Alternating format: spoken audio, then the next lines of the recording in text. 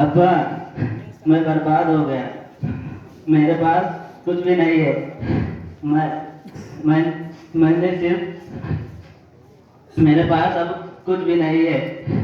School में सबने मुझे बहुत समझाया, लेकिन मैंने किसी एक की बात भी नहीं मानी। देखो बेटा, गलती तो तुमने कर ही दी है, लेकिन मायूस ना हो।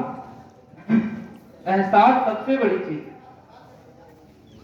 लोग कितने जाहिल हैं। गांव की हालत तो देखो, सब हैरान परेशान है कि कोई आदमी मिल जाए जो हमारी क़यादत करे। आखिर कब तक ये पैसे देकर खतीब आते रहेंगे? अब तुम्ही को कुछ करना होगा। तुम मदरसा जाओ और फजीलत करो और खूब मेहनत से पढ़ना। और आखिर में एक शेर याद रखना कि बन के रह जाना न तुम आलिमे दी नाम के, बन के रह जाना न तुम आलिमे दी नाम के, तुम फलाही वो सिपाही लश्कर इस्लाम के। ठीक है अब्बा, इस बार हम जाएंगे तो खूब मेहनत से पढ़ेंगे, और जो सब लोग कहेंगे सबकी बात मानूंगा।